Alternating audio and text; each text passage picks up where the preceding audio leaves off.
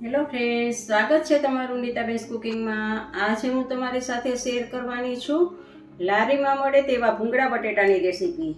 આપણે બટેટાને મસાલા કોટ કરવાની ઝંઝટ વગર જ સીધા જ લસણવાળી ચટણીના વઘારમાં બટેટા નાખીને આજે આપણે ભૂંગળા બટેટા બનાવશું। પરંતુ ફ્રેન્ડ્સ, મારી એક રિક્વેસ્ટ છે, જો તમને મારી રેસીપી ગમતી હોય તો વિડીયોને લાઈક અને શેર કરજો અને આવી જ નવી રેસીપીના નોટિફિકેશન મળતા રહે તે માટે મારી ચેનલને સબસ્ક્રાઈબ કરજો। તો ચાલો બનાવવાનું શરૂ કરીએ। સૌથી પહેલાં આપણે લસણની ચટણી બનાવી લઈએ। તો લસણની ચટણી બનાવવા માટે આપણે 10 થી 12 કળી લસણ લેવાનું છે અને એમાં આપણે મરચાં, કાશ્મીરી મરચાંને પલાળી અને પછી નાખીએ છીએ, પણ એવી કોઈ ઝંઝટ આપણે કરવી નથી। એટલે કાશ્મીરી મરચું જે દળેલું હોય છે એ જ આપણે એમાં 1 ચમચી જેટલું એડ કરીએ છીએ અને સાથે તીખું મરચું પણ થોડુંક એડ કરશું। આપણે અડધી ચમચી જેટલું આપણે તીખું મરચું એડ કરશું અને થોડુંક આપણે નિમક એડ કરશું। સ્વાદ પ્રમાણે થોડુંક નિમક એડ કરવાનું છે અને થોડુંક પાણી એડ કરવાનું છે। બસ આટલું નાખી અને તમારે મિક્સરમાં પીસી લેવાનું છે અને ચટણી બનાવી લેવાની છે લસણવાળી। આપણી આ લસણવાળી ચટણી બની ગઈ છે। જુઓ, તમે જોઈ શકો છો કે બનાવી લીધી છે, એકદમ પીસાઈ ગઈ છે સારી એવી। તો એને આપણે સાઈડ ઉપર રાખી દઈએ અને હવે આ બટેટાને મેં અગાઉથી બાફી લીધા હતા। 250 ગ્રામ બટેટા છે અને નાના બટેટા લીધા છે। જેટલા બને એટલા નાના બટેટા છે, આનાથી નાના મળે તો નાના બટેટી લેવાની છે અને મોટા બટેટા, નાની બટેટી ન હોય અને તમારે ભૂંગળા બટેટા બનાવવા હોય તો મોટા બટેટા હોય તો બે ભાગમાં ડિવાઈડ કરી દેવાના છે। અડધા ભાગ કરી અને તમારે બાફી લેવાના છે બટેટાને। તો આવી રીતે મેં બટેટા બાફી અને ઉપરથી છોતરું છે એ કાઢી લીધું છે। પહેલાં તો આ બટેટાને આપણે લસણવાળી ચટણી સાથે કોટ કરતા હોઈએ છીએ। કોટ કરી અને 5 મિનિટ રાખી દેતા હોઈએ છીએ, પછી આપણે વઘાર કરી અને વઘારમાં બટેટાને એડ કરવાના હોય છે। પણ આપણે આ કોટ કરવાની ઝંઝટ રાખી દેવાની છે, કોટ નથી કરવા અને એમનેમ જ આપણે વઘારમાં નાખવાના છીએ। હવે લસણવાળી ચટણીનો વઘાર કરવા માટે આપણે એક પેનમાં 2 ચમચી જેટલું તેલ લીધું છે। તેલ ગરમ થાય છે તો જુઓ, તેલ ગરમ થઈ ગયું છે તો એમાં આપણે થોડીક હિંગ નાખવાની છે। તો થોડીક હિંગ નાખશું અને હિંગ ઉકળે, જુઓ હિંગ ઉકળી ગઈ છે। હિંગ ઉકળે એટલે આપણે આ લસણવાળી ચટણી જે બનાવેલી છે એને એમાં એડ કરી દેવાની છે।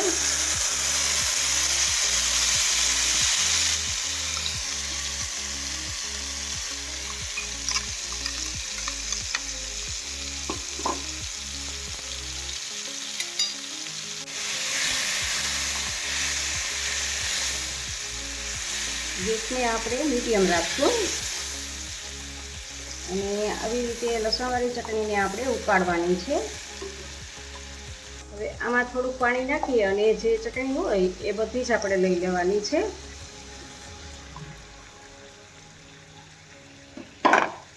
અને આવી રીતે ઉકાળશું અને વચ્ચે આપણે પેસ્ટને હલાવતા જઈશું। 2 મિનિટ માટે ઉકાળશું એટલે ઉકળી જશે। તેલ છૂટું પડે પેસ્ટમાંથી એટલે આપણી પેસ્ટ છે એ ઉકળી ગઈ છે। તો આવી રીતે આને ઉકાળવાની છે। સ્લો કરી દઈએ, મસાલા એડ કરવાના છે ત્યારે ગેસને સ્લો કરી દેવાનો છે।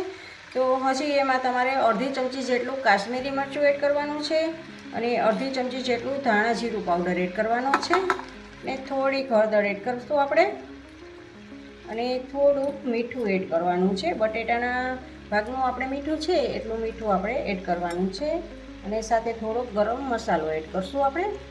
તો આ બધું જ એડ કરી મસાલા અને ફરી પાછું આપણે મિક્સ કરી દેવાનું છે।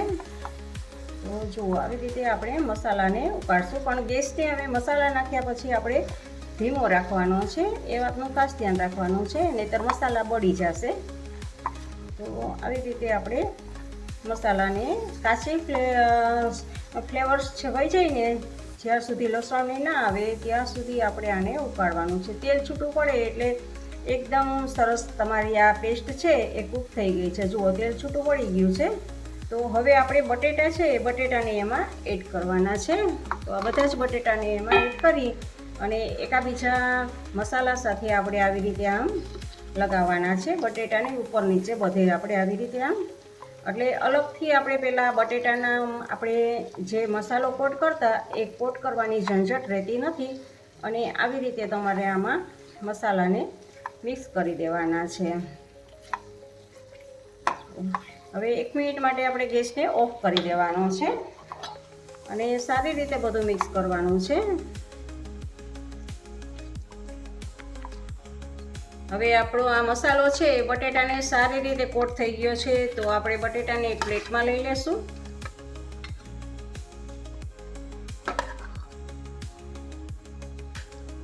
તો આવી રીતે તમે બટેટા બનાવશો ને તો એકદમ ફટાફટ બની જશે. પહેલાં કોટ કરવા અને એવી કંઈ ઝંઝટ રહેતી નથી હોતી. તો આવી રીતે બટેટા લઈ લેવાના છે પ્લેટમાં. અને હવે ફરી પાછો આપણે ગેસને સ્ટાર્ટ કરવાનો છે અને આમાં થોડુંક પાણી એડ કરવાનું છે આપણે, અને એકદમ પાણીવાળી પેસ્ટ બનાવવાની છે. તો જુઓ, મિક્સ કરી દેવાનું છે, જેથી કરીને આ મસાલાનો પણ આપણે ઉપયોગ થઈ જશે. પણ આ મસાલાનો ક્યાં આપણે ઉપયોગ કરવો એ હું તમને આગળ બતાવીશ. તો એકદમ જુઓ ઢીલો અને થોડોક ગેસને ફાસ્ટ રાખીએ એટલે તરત જ હમણાં ઉકળી જશે. તો જુઓ ઉકળી ગયો છે. તો હવે આને પણ આપણે એક બાઉલમાં લઈ લેશું, પણ આપણે એક વાટકીમાં લઈ લેશું.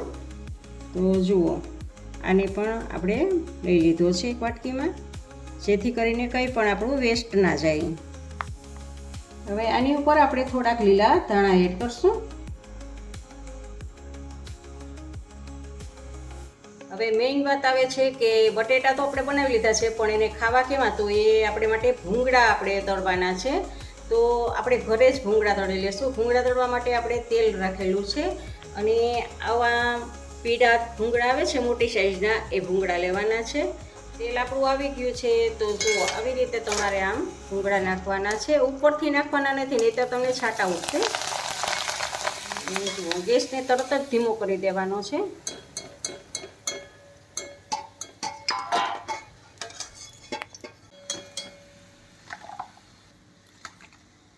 તો જુઓ તમે જોઈ શકો છો કે આપણા ભૂંગળા પણ તૈયાર થઈ ગયા છે. તો આપણા બટેટા અને ભૂંગળા બે તૈયાર છે. હવે આપણા બટેટા તો બની ગયા છે, પણ એને સર્વ કેવી રીતે કરવા અને ખાવું કેવી રીતે એ પણ આપણે જોઈ લઈએ. તો એ માટે આપણે એક આ પ્લેટ લઈશું અને એમાં આપણે 2 બટેટા લેવાના છે. તો જુઓ આ 2 બટેટા લેશું એમાં, અને હવે આપણે એને ચાકાની મદદથી કટ કરવાના છે. જુઓ આપણે 8 ભાગ જે કરશું, મીન્સ કે મોટા બટેટા હોય તો થોડાક વધારે કટકા કરવાના છે, નાના હોય તો આનાથી નાના, એટલે આવડા આપણે કટ કરશું. અને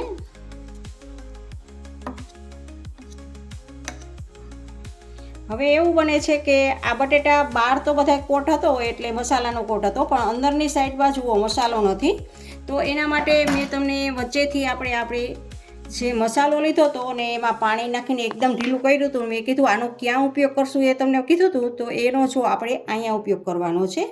જ્યાં વચ્ચેના ભાગમાં મસાલો લાગેલો નથી ત્યાં આપણે આને મસાલો ભરવાનો છે, જેથી અંદરની સાઈડમાં પણ આપણે મસાલો લાગી જાય. તો આવી રીતે આને વેસ્ટ જવા દેવાનો નથી અને પેનમાંથી લઈ લેવાનું છે. અને એની ઉપર હવે આપણે ડુંગળી એડ કરશું. અને જો તમને સિંગ ભાવતી હોય તો સિંગ પણ એડ કરી શકો છો. ડુંગળી અને સિંગ બંને, હું અહીંયા ડુંગળી જ એડ કરું છું. અને થોડુંક લીંબુ, અને જો એમાં તમે આંબલી અને ગોળનો પલ્પ હોય એ 1 ચમચી જેટલો પલ્પ એમાંથી એડ કરો તો ખૂબ જ સરસ ટેસ્ટ આવે છે. તો આવી રીતે 1 ચમચી જેટલો તમારે એડ કરી દેવાનો છે. આનાથી ખૂબ સરસ ટેસ્ટ આવે છે. અને હવે ભૂંગળાને આવી રીતે આમ જુઓ, આવી રીતે આમાં ભૂંગળું છે એમાં બટેટું ભરાઈ જશે અને આવી રીતે ખાવાનું હોય છે. તો આ છે એક અસલી મજા છે ભૂંગળા બટેટા ખાવાની. તો જુઓ તમને મારો વિડીયો કેવો લાગ્યો એ કમેન્ટ કરજો. ફ્રેન્ડ્સ, તમને મારી આ ભૂંગળા બટેટાની રેસીપી કેવી લાગી તે કમેન્ટ કરજો. અને જો ગમી હોય તો લાઈક કરીને તમારા ફેમિલી મેમ્બર્સ અને ગ્રુપમાં શેર કરજો.